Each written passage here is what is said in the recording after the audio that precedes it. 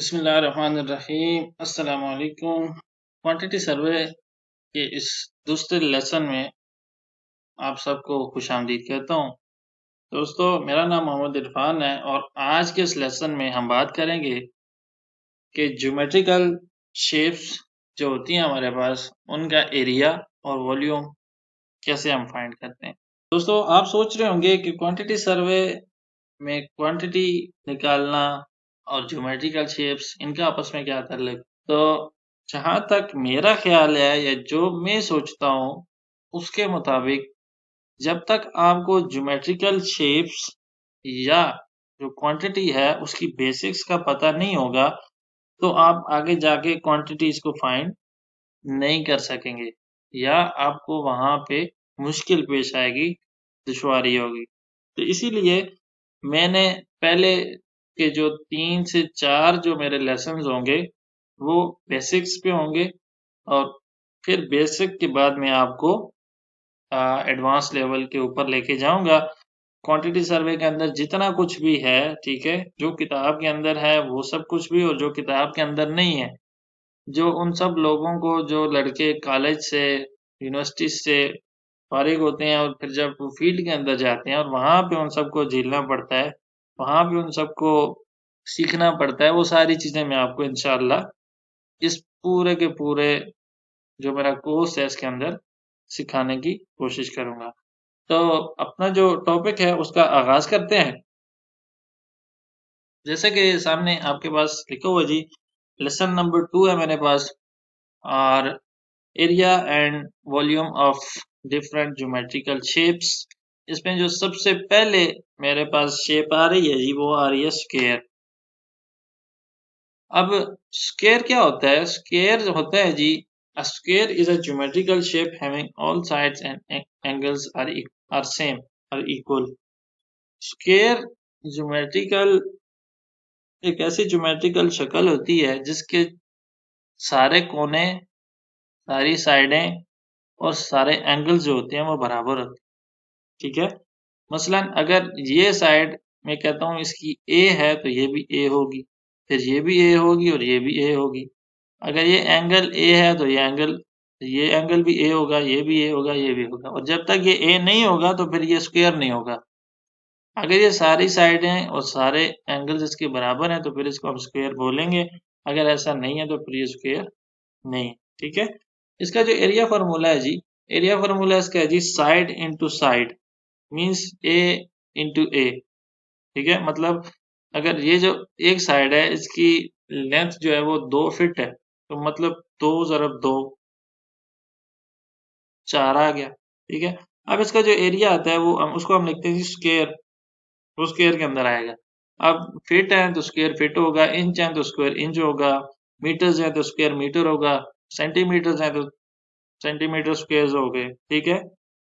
Kilometre है तो kilometre square. इसके बाद जी वॉल्यूम। तो आपके पास वॉल्यूम किस तरह होगा, जब इस तरह की शेप होगी आपके पास, इसकी हाइट होगी या इसकी डेप्थ होगी, ठीक है, या इसकी थिकनेस होगी, तो आपके पास वो क्यूब बन जाएगा। तो उसको आप उसका वॉल्यूम निकालेंगे तो उसके लिए जी साइड इंटू हाइट, हाइट भी लिख सकते हैं, थिकनेस भी लिख सकते हैं, डेप्थ भी लिख सकते हैं, ठीक है। Length into width into height, मैंने यहाँ पे नीचे भी लिखा है इसको, और ये आएगा आपका क्यूब के अंदर, ठीक है। अब फीट में है तो क्यूबिक फीट में आएगा, और मीटर्स में है तो क्यूबिक मीटर्स में आएगा, सेंटीमीटर्स में है तो क्यूबिक सेंटीमीटर क्यूब में आएगा। इसके बाद जो दूसरी शेप है आपके पास वो है जी रेक्टेंगल। रेक्टेंगल क्या है? रेक्टेंगल कहते हैं ज्योमेट्री की ऐसी शक्ल जिसके आमने सामने के जिले जो होते हैं वो आपस में बराबर होते हैं। Rectangle is a geometrical shape having opposite sides parallel and equal to each other, ठीक है। पैरेलल भी होती हैं और इक्वल्स भी होती हैं। अब ये साइड अगर मैं बोलूँ बी है और इसको मैं बोलूँ डी है तो इसका जो एरिया निकलेगा वो निकलेगा जी बी इंटू डी। एरिया आएगा स्क्वायर के अंदर। अगर इसको लेंथ बोलते हैं, इसको विड्थ बोलते हैं, तो लेंथ इंटू विड्थ, ठीक है। वॉल्यूम भी इसका हाइट से ज़रब दे दें, B into D into height. Height, thickness, depth, तीनों चीज़ें आ सकती हैं इसके अंदर। और इसकी जो वॉल्यूम आएगा वो क्यूब के अंदर आएगा। ठीक है, metre cube, centimetre cube, feet cube, जो आपके पास यहाँ पे वैल्यू होगी, फीट होगा, सेंटीमीटर या मीटर या किलोमीटर, जो भी होगा उस हिसाब से आएगा। उसके बाद जो तीसरी चीज आती है जी, वो आती है ट्रायंगल। अब ट्रायंगल क्या है? ट्रायंगल त्रिकोण को बोलते हैं। ठीक है, 3 कोनों वाली होती है, 3 एंगल्स होते हैं उसके। A triangle is a geometrical shape having 3 sides and angles. This shape is mostly used to find the area of line. It consists of 3 subtypes. अब इसके अंदर 3 इसकी किस्में हैं। उसमें सबसे पहली किस्म जो है जी, वो है इक्विलेटरल ट्रायंगल। ठीक है, इक्विलेटरल ट्रायंगल क्या चीज होती है? इक्विलेटरल ट्रायंगल कहते हैं जी ऐसी ट्रायंगल जिसकी तीनों साइडें और तीनों एंगल्स जो है वो बराबर हों। ठीक है, जैसे ये आपके पास ये एक ट्रायंगल है, इसकी तीनों साइडें और तीनों एंगल्स जो हैं वो बराबर हैं। इसका जो एरिया फार्मूला है जी, वो है √3 × 4 √3 divided by 4 into side square. Side into side मैंने लिखा है, side into side, side square होता है। ठीक है जी, तो ये एरिया आएगा आपका स्क्वायर के अंदर। उसके बाद जी वॉल्यूम है, वॉल्यूम इसको के हाइट के साथ आप ज़रब दे देंगे तो इसका क्यूब के अंदर वॉल्यूम आ जाएगा। दूसरी इसके अंदर जो चीज आ रही है जी, वो है जी राइट एंगल ट्रायंगल। ठीक है, अब राइट एंगल ट्रायंगल क्या होती है? वो ट्रायंगल जिसका जो एक कोना हो, जिसके अंदर एक कोना 90 डिग्री का हो।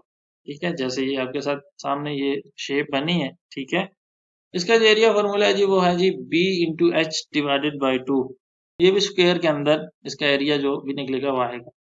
वॉल्यूम जो होता है जी, इसका volume volume B/H divided by 2 into height कर लें तो इसका वॉल्यूम आ जाएगा, और ये आएगा आपका क्यूब के अंदर। ठीक है, उसी तरह यहाँ सेंटीमीटर में है तो सेंटीमीटर क्यूब, मीटर में है तो मीटर क्यूब, फीट में है तो फीट क्यूब, इंचेस में है तो इंच क्यूब, क्यूबिक इंच। ठीक है, जो भी है जैसे भी है वो हो गया। तीसरी इसके अंदर जो ट्रायंगल की एग्जाम में तीसरी किस्म आती है वो है जी आइसोसेलेस ट्रायंगल। इसकी क्या है? इसके अंदर क्या है जी, इसकी दो जो साइडें होती हैं वो होती हैं बराबर, और एक जो होती है वो डिफरेंट होती है। सामने लिखा भी है हुआ है, this triangle has 2 sides equal and 1 is different. इसका जो एरिया फार्मूला है जी, वो सेम है, B/H डिवाइडेड बाई 2, और वॉल्यूम फार्मूला भी सेम है। ठीक है, B/H divided by 2 into height. ठीक है, और चौथी जो ट्रायंगल इसके बाद आती है जी, उसको कहते हैं स्केलेन ट्रायंगल। ये ट्रायंगल वो ट्रायंगल है जिसके ना साइडें बराबर होती हैं ना इसके एंगल्स बराबर होते हैं। जब भी कभी हम बाहर फील्ड के अंदर काम करते हैं तो ज्यादा हमारा इसी ट्रायंगल के साथ वास्ता बढ़ता है। ठीक है, जिसके ना एंगल्स बराबर होते हैं और ना इसकी साइडें बराबर होती हैं। लेकिन ट्रायंगल एक वाहिद ऐसी ज्योमेट्री की शक्ल है जिसके जरिए आप किसी भी जगह का एरिया जो है वो परफेक्टली फाइंड कर सकते हो। अच्छा, तो यहाँ पे लिखा है जी this triangle has all the sides and angles different. इसका जो एरिया फार्मूला है जी, वो क्या है? S into S minus A, S minus B, S minus C whole under root, where S is equal to A plus B plus C divided by 2। ठीक है, और volume यही सारा फॉर्मूला एरिया का, एरिया इंटू हाइट या thickness करेंगे तो इसका वॉल्यूम आ जाएगा। ठीक है जी, इसके बाद तीसरी जो चीज आती है ज्योमेट्री के शक्ल में जरूरी होती है, वो है जी सर्कल। अब सर्कल भी बहुत ज्यादा ज्योमेट्री, और जब आप क्वांटिटीज निकालते हैं तो बहुत ज्यादा यूज होता है। इसका एरिया फॉर्मूला है जी πd² डिवाइडेड बाई 4। यहाँ पे आपके सामने जो लिखा है जी, वो 3.142 लिखा है, ये पाई की वैल्यू है। d इंटू डी लिखा है, डी स्क्वेयर लिखें या डाया इंटू डाया लिखें, एक ही बात है। ठीक है, और दो फार्मूले होते हैं, एक डाया के हिसाब से करना चाहें तो भी, और रेडियस के हिसाब से करना चाहें तो भी इसका फार्मूला होता है। एक होता है जी πd² डिवाइडेड बाई 4 और एक होता है जी πr²। ठीक है, वॉल्यूम का फार्मूला एरिया निकालेंगे, हाइट या थिकनेस या डेप्थ से ज़रब दे देंगे, वॉल्यूम आ जाएगा। ठीक है, सामने आपके पास ये दो फार्मूले वॉल्यूम के लिखे हुए हैं। सरकमफ्रेंस, सरकमफ्रेंस क्या होता है? सरकमफ्रेंस ये है कि अगर यहाँ से मैं चलना स्टार्ट करूं इस साइड को और वापसी आके मैं यहीं पे खड़ा हो जाऊं, ठीक है, तो ये मैं जितना भी मैंने ट्रेवल किया इसको बोलते हैं सरकमफ्रेंस, ठीक है। तो इसको कैसे फाइंड करते हैं? इसको फाइंड करते हैं जी, इसके लिए फार्मूला है 2 पाई आर, ठीक है, और पाई डी, ये दो फार्मूले होते हैं जी इसके लिए। और उसके बाद ये सेमी सर्कल का फार्मूला है pi T square divided by 8 और पाई आर स्क्वायर डिवाइडेड बाई 2। ये दो फार्मूले हैं सेमी सर्कल के एरिया को फाइंड करने के लिए, ठीक है। और इसके साथ अगर आप हाइट, डेप्थ या आपके पास थिकनेस है उसको ज़रब दे देंगे तो आपके पास वॉल्यूम आ जाएगा। तो ये है जी दोस्तों आपके एरिया और वॉल्यूम के फार्मूलाज मुख्तलिफ ज्योमेट्रिकल शेप्स के। उम्मीद है आपको समझ आई होगी टॉपिक की। और अगर आपका कोई भी क्वेश्चन है तो कमेंट के अंदर मुझे अपना क्वेश्चन टाइप कर सकते हैं। इंशाल्लाह मैं अपने इल्म के मुताबिक आपको जवाब ज़रूर दूंगा। नेक्स्ट अच्छी सी वीडियो के साथ आपकी खिदमत में दोबारा हाजिर होऊंगा। तब तक के लिए इजाज़त दीजिए। अल्लाह हाफिज़। अस्सलाम वालेकुम व रहमतुल्लाहि व बरकातुहू।